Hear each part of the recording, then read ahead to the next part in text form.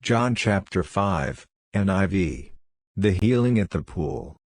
Some time later, Jesus went up to Jerusalem for one of the Jewish festivals. Now there is in Jerusalem near the sheep gate a pool, which in Aramaic is called Bethesda, and which is surrounded by 5 covered colonnades. 3 Here a great number of disabled people used to lie: the blind, the lame, the paralyzed. 4 From time to time an angel of the Lord would come down and stir up the waters.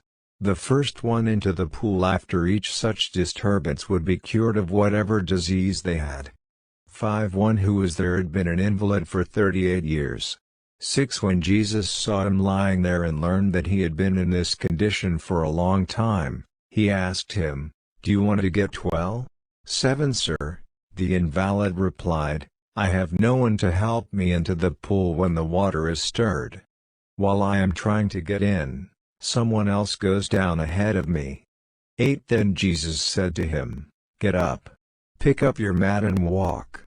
9 At once the man was cured. He picked up his mat and walked. The day on which this took place was a Sabbath.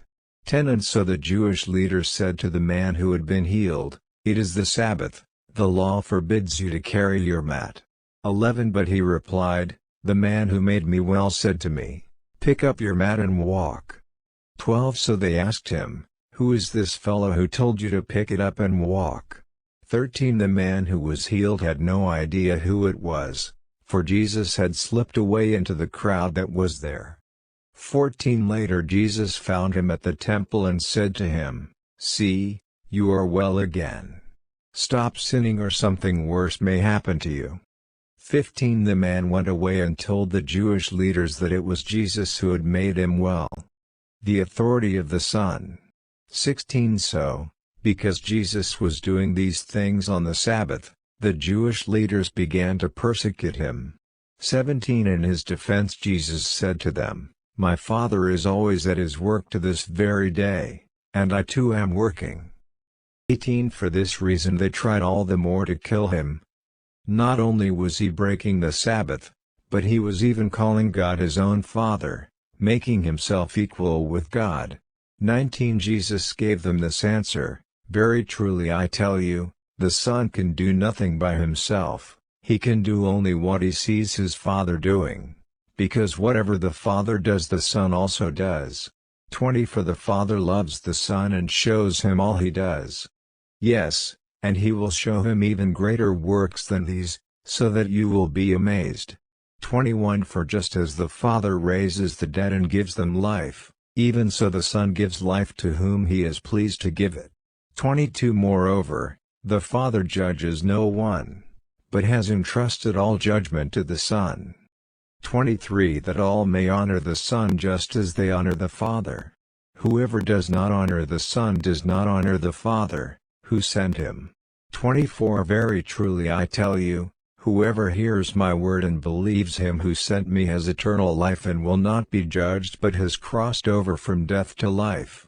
25 Very truly I tell you, a time is coming and has now come when the dead will hear the voice of the Son of God and those who hear will live.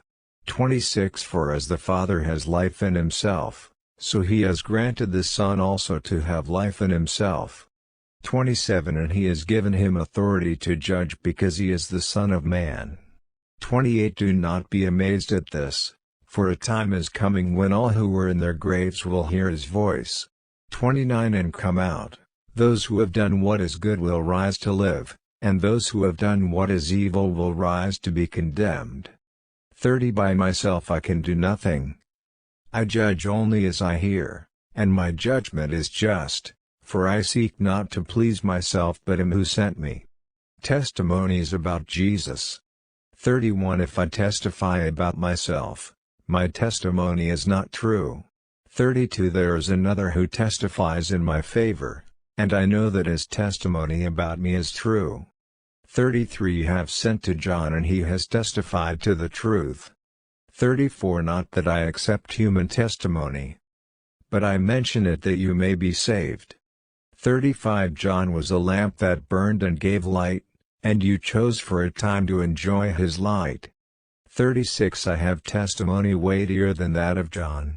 For the works that the Father has given me to finish, the very works that I am doing, testify that the Father has sent me. 37 And the Father who sent me has himself testified concerning me. You have never heard his voice nor seen his form. 38 Nor does his word dwell in you, for you do not believe the one he sent. 39 You study the Scriptures diligently because you think that in them you have eternal life. These are the very Scriptures that testify about me. 40 Yet you refuse to come to me to have life. 41 I do not accept glory from human beings. 42 But I know you. I know that you do not have the love of God in your hearts. 43 I have come in my Father's name, and you do not accept me. But if someone else comes in his own name, you will accept him. 44 How can you believe since you accept glory from one another but do not seek the glory that comes from the only God? 45 But do not think I will accuse you before the Father. Your accuser is Moses, on whom your hopes are set. 46 If you believed Moses, you would believe me, for he wrote about me. 47 But since you do not believe what he wrote, how are you going to believe what I say? Credits to Holy Bible, New International Version registered, NIV registered copyright 1973, 1978, 1984, 2011 by Biblica Incorporated. Registered all rights reserved worldwide. Bible Gateway. Speechify.